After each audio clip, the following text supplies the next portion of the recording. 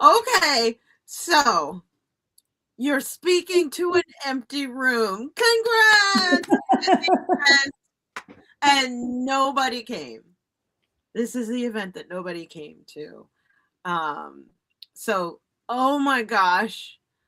Ugh, what an experience where you do all the right things. You did everything that you were supposed to do. You set up the room, you put everything together, you told everyone, hey, I'm doing a thing.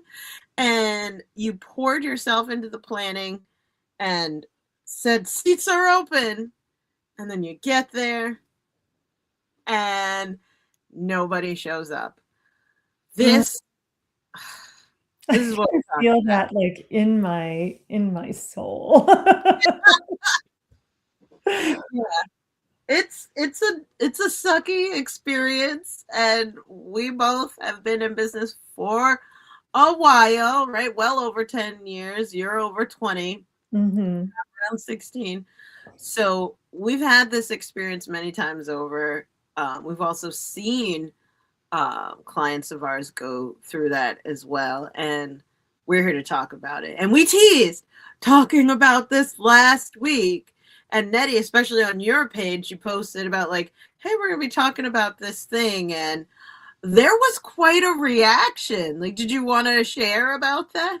Oh, I would love to. I'd love to share. I was surprised. Honestly, I do love a little tease, and I didn't expect to have the same kind of this kind of response. But given how prevalent it is, I shouldn't have been surprised. So let's take a look at what people said.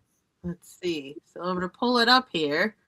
So you Uh, guys should be able to see the screen. Go tell us, Nettie. Oh my yeah, gosh. yeah. I mean, so first I just said, this is what we're going to be talking about. And this photo is actually from an event. Now, granted, this event went very well and we had a photographer and she did take a picture, but I feel like it captures the feeling well of like, you've got this whole ocean in front of you. Why can't you have a cup? Like, oh, I'm remembering a poem, right? Water, water everywhere and not a drop to drink. Which Mm-hmm. would definitely describe how it feels to have an event that maybe it's not an empty room, but it's certainly not the result that you were looking for. And we got some good responses here.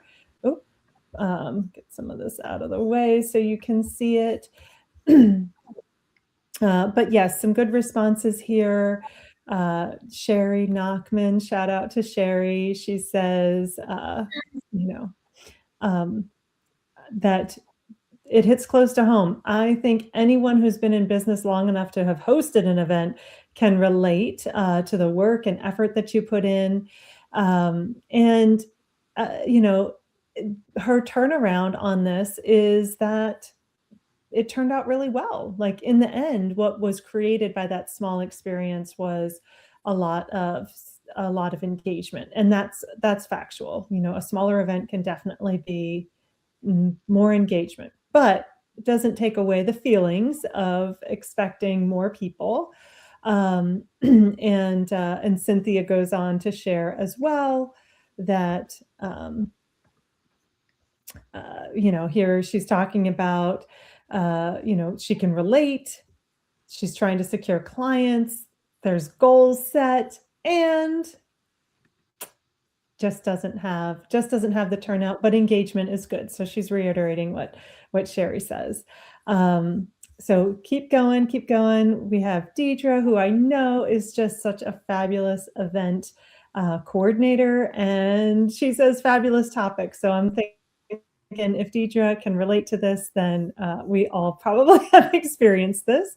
Yeah, and then Melissa Henry says, not only all of the work that you go into, but the weather can impact your events. So she had a great event, great number of signups, bought all the food and the wine. Oh my gosh, you have wine and still nobody comes.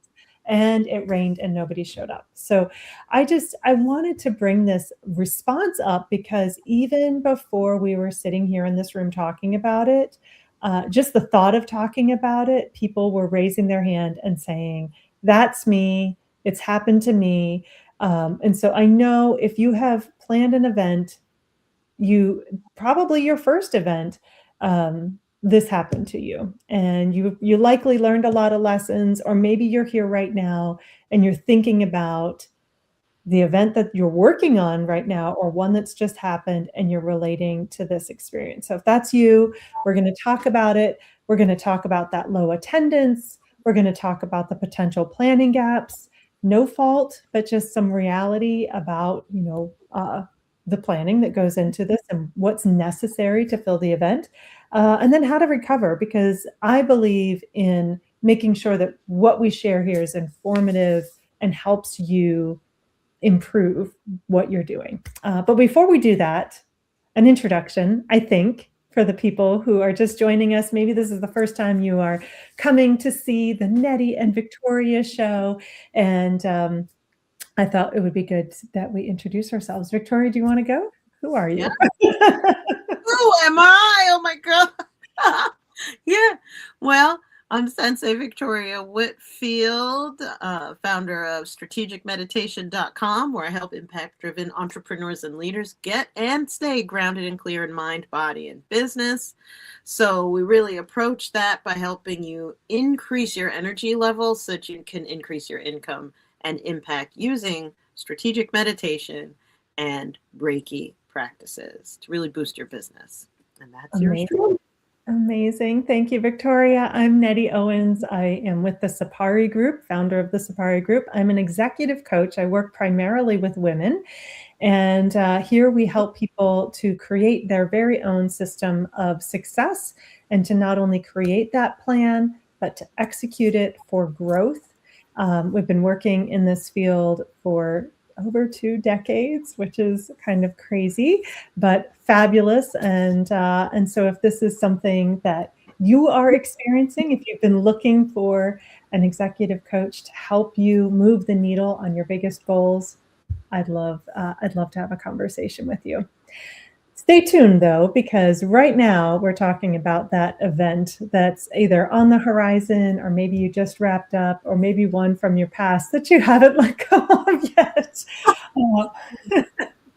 And that experience for you. And I actually wanted to start with the thing that Melissa Henry shared about weather, about putting all of that together, and then really have nobody show up due to things that are outside of your control. So low attendance isn't necessarily a problem with the event itself, but there are things that need to be addressed, and we want to make sure that you're picking up on the signs of what's happening when low attendance shows up in your world.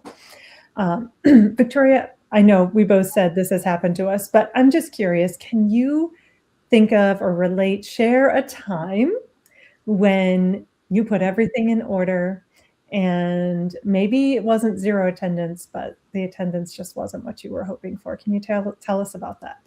Yeah. And so my goodness, over the years, in my business, especially like around the first between 10 and 12 years in my business, I was located out of a town called Whitfield.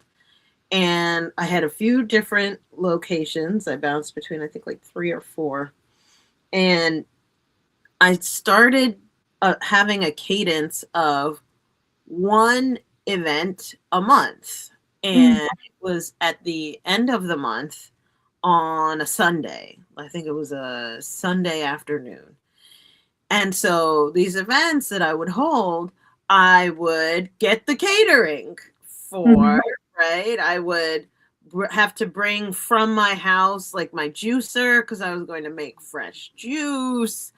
It was up on the 2nd and 3rd floor of a building with no elevator, right? And I have all these printouts for the event, put myself together, right? Get all of the items there, setting up.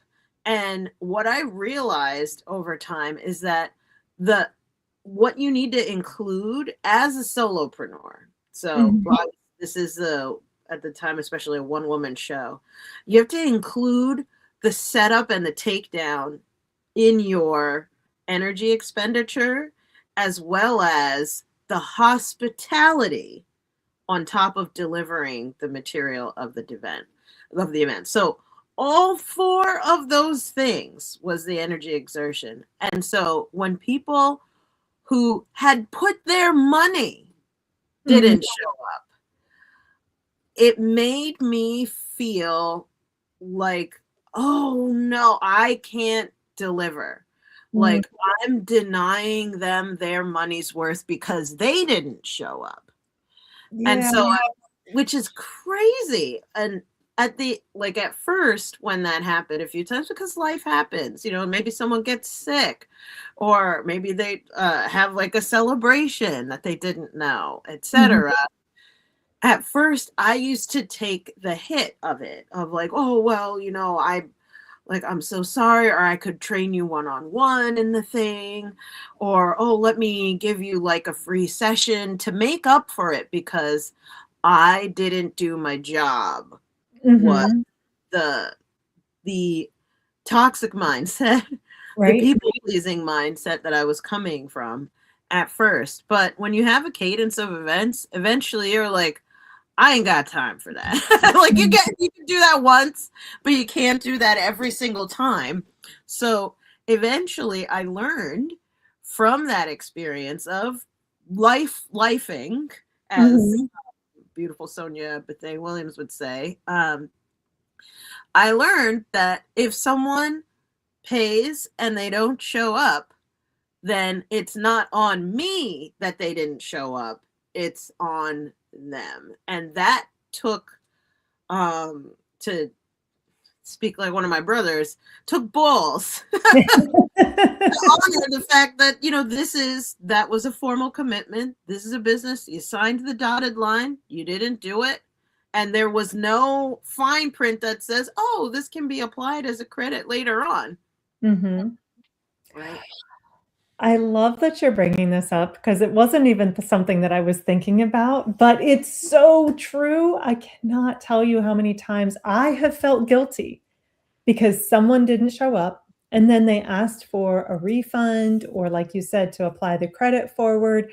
But I showed up, I prepared all the materials, I had my time set aside, and now that income for that event is now being dispersed, to other things. And really, like, as a small business, I never had enough to cover that kind of a gap.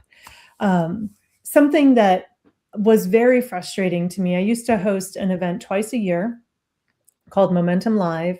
At the beginning, it was hosted in my town, but then I moved away from my town. And so then at the end, it was hosted 5 hours away. And I would put a lot of time, months of time, into preparing for these events twice a year. And it was always the case that I was trying to bring people in, at the last minute. And then there would be calls like, I'm so sorry, I can't make it. And it would change my energy when I would go to show up for all the people who could make it. I would be holding on to those one or two people who couldn't make it and feeling upset with them, frustrated with myself, guilty about not delivering on what they paid for, all of these kinds of things. And I wanted to talk today about what's really happening here, right? Like, it's not that you didn't create a great event. It's not that I didn't create a great event. It's not that, we fell short on our part of the delivery, but having an understanding of what's actually happening. And I love what you said, about the energetic expenditure here.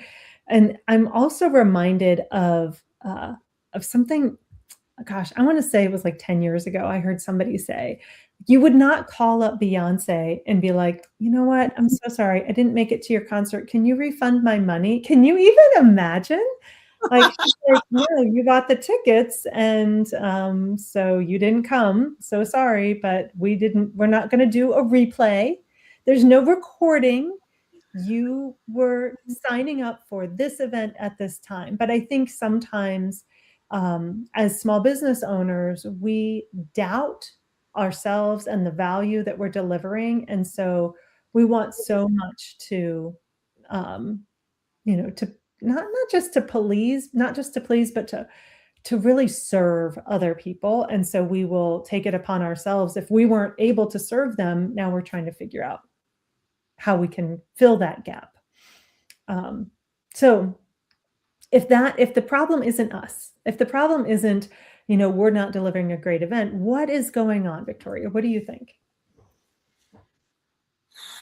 Well, there's also a skill gap, is what I'm hearing my spirit guides tell me to say, that delivering the event, like leading up to, during, and then taking it down, that has nothing to do with filling the gap and filling the event, excuse me. It has nothing to do. Delivery is not marketing.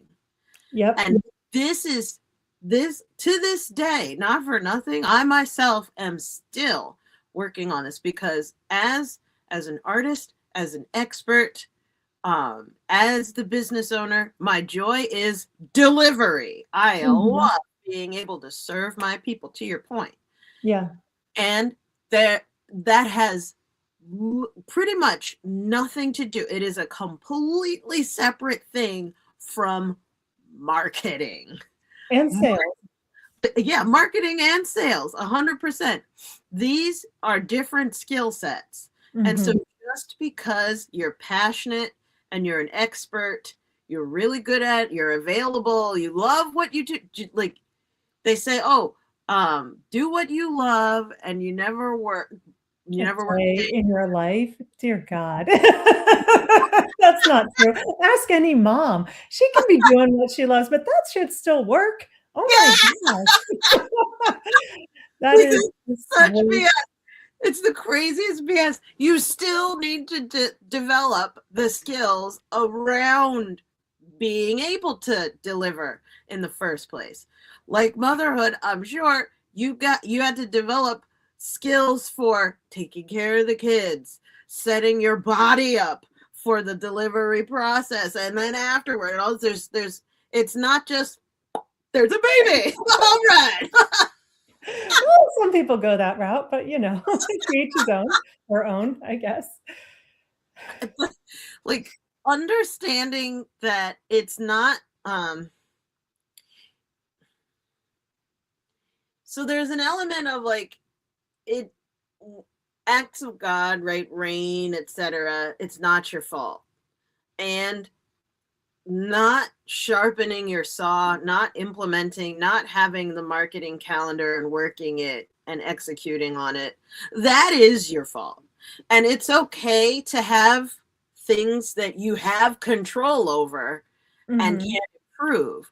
Where I used to think, because I didn't know what I didn't know about marketing and what it takes to properly market an event, I thought it's like, you just let people know when you figure out you're doing something, just like in personal life. So, maybe about a week or 2 weeks notice, you let people know that you're doing a thing and they just happen to pay you.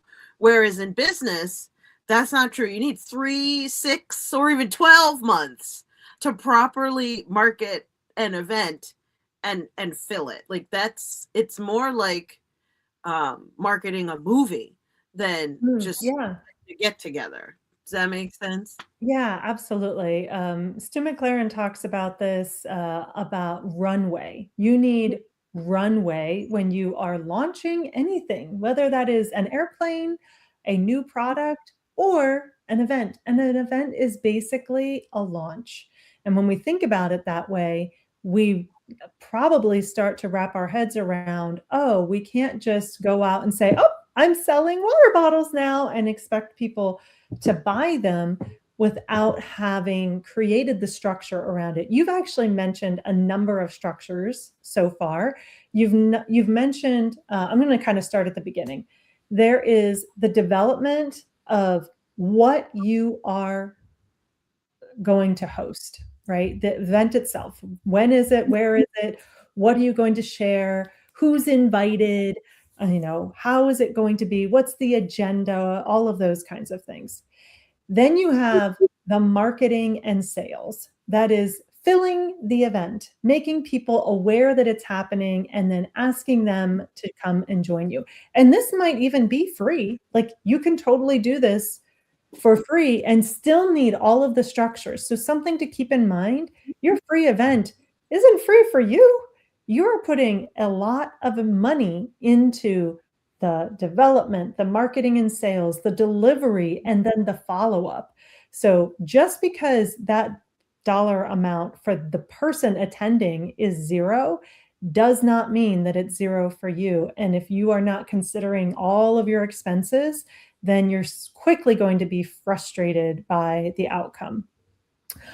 So we have the marketing and sales and the to get the seats filled. And then the next thing that we have is the actual delivery. You could have the most spectacular event, but as you said, it's detached from the marketing and sales. So if the marketing and sales do not convey that this event is going to be spectacular, who it's for, where it's going to be, how much it costs, how to sign up, what to do in order to prepare for that event, all of those things, then you will have crickets. Like 100% you will have crickets. So the more runway you have, that 3, 6, 12-month runway, the better.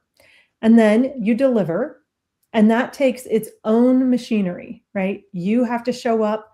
Your attendees need to be cared for. There are logistics for whatever venue, whether that is in person or virtual or both, which, by the way, for those of you who've never done this, hosting an in-person event that has a virtual element, you are now hosting 2 events, 2 that both need everything to make it happen.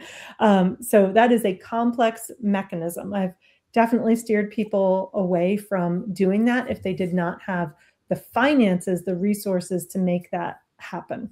And then on the flip side of that, if you do all of that and you don't do proper follow-up, you have wasted 12 months of work, because your event either needs to pay for itself on the front end while you sell tickets to attend so that all of your expenses are covered, plus whatever revenue you're trying to generate, or pay for itself on the back end, which means maybe your event costs less for your attendees, but you sell another program that they can sign up for that brings in revenue and clients for you. It has to be one or the other. And so if you are not doing proper follow-up, you are missing out on making sure that your event is complete. And if you ever expect to deliver a similar event, then the back end is super important to make sure that you gather all of the material to deliver this a second time, signing people up while they're still in the room to come to the next one. There's just so much. It's bigger and more complex than, oh, I'm just going to host an event. And with all of that being said, as Victoria said, you could still have acts of God. You could still have rain on the day of your outdoor event. You could have, COVID hit. That happened, and not be able to deliver your event. And I want to just throw in something here, because there was a short amount of time, it was like 2 years during COVID, where you could host an event and fill it in a month. I kid you not, because schedules were so out of whack that you could host a virtual event or even a live event and fill it very quickly, because people weren't putting things on their schedule well in advance. They were just like, oh, that's coming. Okay, yes, I'll do that. Oh, so much of their regular routine was cleared off. That was a blip. It doesn't exist anymore. It didn't exist before. It doesn't exist now. It was just like in the Avengers, the 5-year blip where half the population disappeared. It was an anomaly. Everyone's back. You need to prepare well in advance.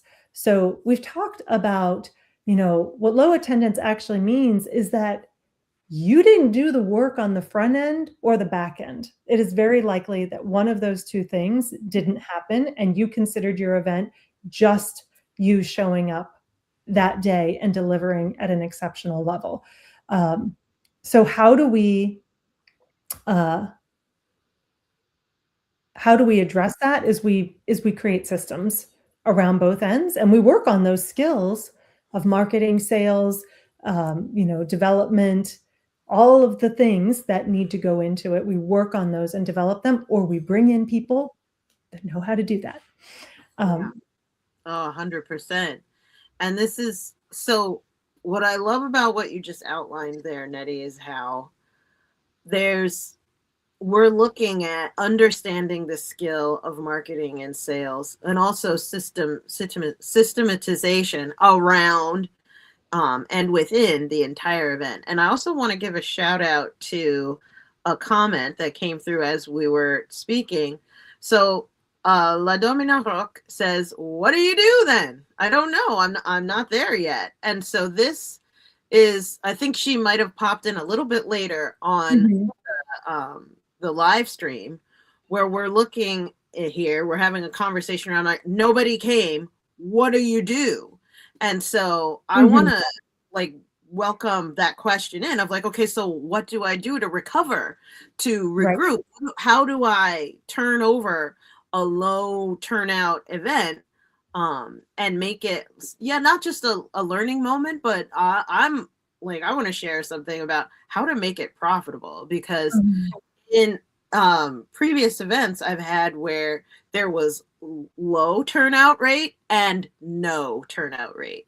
And so I want to address both of those. For one, with low turnout rate, the mindset that I now bring is that every single person is in this room for a reason. Every single person is in this room for a reason. And it is because someone's here to work with me. I'm here to help somebody. And when I mean work with me, I don't mean what they bought to get into the room. No, like there's more. In the book, The Referral of a Lifetime, Tim Templeton explains that every individual person actually statistically represents 250 people on average. Like you go walk up to the average person, give them a couple hours, say, can you write down 250 names of people that you know? And this is like off the top of their head. He wrote this before social media existed, right? And the average person, you give them some time, it'll take a couple hours, but yeah, they'll get to 250 names, no problem. And so because of that, for one, if there are people in the room, even if it's one or two people in the room, you have got to get the testimonial. You have got to get the photos together and get their feedback on the event, so that you have that collateral and content for marketing at a later time, as well as follow up with them saying, what did you think? Who do you know who would love this? Or do you have an organization that would love to host this as well? The person is there because you are there to help them, or someone is there that needs to be helped. It's either that person or one of their 250. So there's that. And then when they're in, my spirit guides are telling me just to make this other point. When there are people in the room, do not let them leave without making an offer. I used to make that blunder of, okay, people paid to be in the room. I've got to solve the problem and then goodbye. No. People who pay attention. People who buy.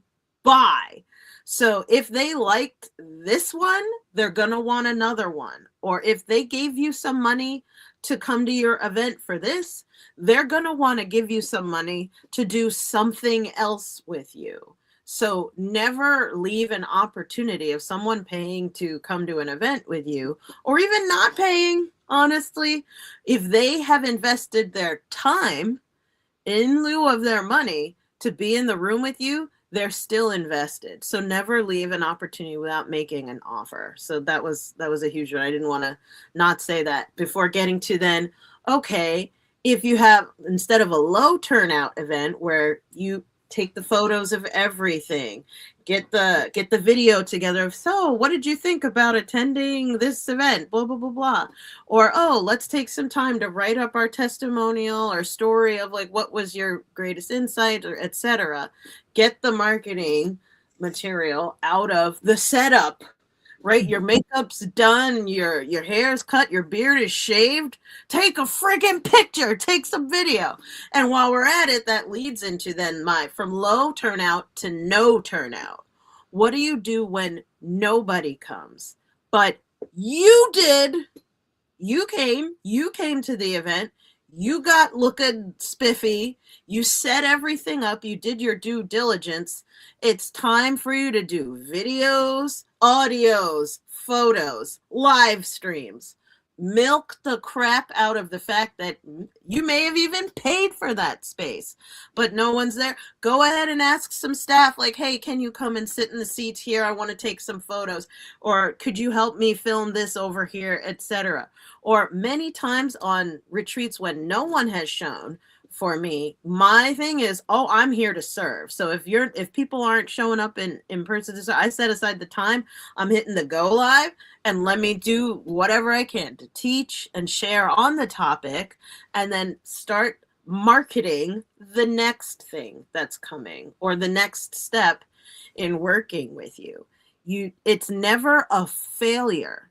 You're never losing. You're always learning. You want to fail forward, tuck and roll with the disappointment, and use the raw materials of the low or no show event attendance. You show up and you go out there, and there's always an excuse to market. There's always an opportunity to market. Hit the live on your thing and start speaking to the people who are your followers online, so that you can start putting out energy towards whatever is next. I want to just touch on one of the points about, don't get stuck in the feelings of this event has been a failure, because let's take the first example that you gave. You have one or two people show up when you did the whole shebang for 20 people to arrive. That means that they just won the lottery, and you can position it as such. You helped me with this, even just recently. And I was expecting, my hope was to have 5 people at a very private event. I had 1 person at a very private event, and we positioned it as a VIP day. And oh my gosh, did that person love the connection and attention, and you better believe they're going to be a much more committed person to you and the program that you're offering, because you've poured so much into them. But if the whole day you're lamenting all the people who aren't there and telling them how it would have been better if there were people there, you're bringing your energy into it, and it is negative. And the same is true if there was no one there. Instead of getting on and lamenting who is not in the room, you just say, oh my gosh, I'm so excited to bring these ideas to you today. Here's what we're going to do today. It's your lucky day. I wasn't planning on this, but we're going to jump in and we're going to do this work together. And maybe you just take it virtual and see who's around, and you can do it with those folks. So do not allow that feeling to sit, because everything can be turned into a positive for you. We've covered a lot of ground as we've talked about events and what to do instead. And actually, I want to say one more thing about all of this, and it has to do, we talked about systems, but the other part of this is data. Like, track. Who did you reach out to? Track all of the bits that you pulled together for this event, so that you can use that for the next time. But if you don't have that information, then you're getting false signals about what worked and what didn't. Something that we didn't talk a lot about was why people didn't show up. And if it's okay, I'm going to drop some of those reasons in some posts after this, just so that we can keep on track for our conversation here today. As you're thinking about this, you might be thinking yeah, but I put on a great event. I know I can do this. I know I can do more. I mean, I had 2 people. I see myself presenting to rooms of 500 or 1,000 or 10,000. Like, I know I'm meant for more. Why can I not figure this out? So if that's how you're feeling as you're thinking about and hearing our conversation about low attendance, just want to let you know we're talking about that next week. So stay tuned. Yeah. And the truth is, you are meant for more, right? There's a journey to get there, and we'll get into it next week. But where we're at right now is maybe there's people watching who, all right, you've got some battle scars around the events business or the events hosting side of the business for you. And Nettie and I just spewed like a ton of wisdom of like, you could just do blah, blah, blah. And that we have information abundance, but we don't want information overload. And if you know that it's time for you to start doing more events, this is what's in alignment for you, and you just can't quite seem to get off the ground, we can help you get there, right? So if you want our help with that, go ahead and comment connect below, and we will connect with you in a 3-way LinkedIn DM message. We'll find you based off of your name when you comment connect, whatever platform you're watching this on, so we can see how we can help clean up your systems, your marketing, your sales, or even your delivery, your tracking, right? It's, 2 heads are better than 1, but 3 heads Oh, are magnificent. that's right. And something that Victoria didn't mention, but we're more than happy to help with, as we've said, more than 2 decades, more than 3, almost 4 decades between the 2 of us. If you would like support to facilitate that event, to help with the flow, to help deliver the material, to really create a magnificent event from start on, laying out the process of getting people in the room all the way through the delivery and the follow-up, we are more than happy to share our wisdom and to help facilitate that for you. Same word, just connect, and we will have that conversation. Yeah, it's a different, it's the same problem, but a little bit different so today we were talking about, you hosted an event and nobody came. What do? We also, Nettie, we need to do a separate episode about, okay, we're hosting events and we don't know what to do. We've got a ton of people, and well, what do we say? And people are like, why isn't this run better? Oh. Right. I feel like we should just run into the telephone booth and rip off our Clark Kent coat clothes for Superman, because if that is your problem, we've got you. 100%. Yeah, I love it. So with that being said, we're coming to the end of our wonderful episode. If you're seeing this, hi, thank you for being with us. Have you liked this yet? Have you shared this yet? Have you subscribed on the platform so that you can get the notifications when we're live next, so that you get the next episode? By the way, we are thinking about a name. Mm-hmm. We're thinking about a name. So this is where we'll leave off. If we're between 2 names for our conversation. Sure, it's the Nettie and Victoria.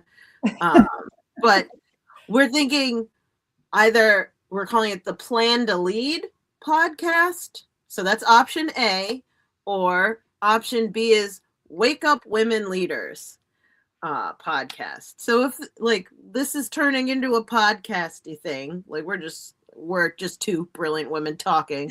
But what would you name it? This is we're going to put it over to you as the viewers. Option A, Plan to Lead podcast, or option B, Wake Up Women Leaders podcast. Comment below option A or option B and let us know, and we're going to name it based off of what you choose. So we're sending you all so much love Thanks for tuning in. Mwah, bye for now.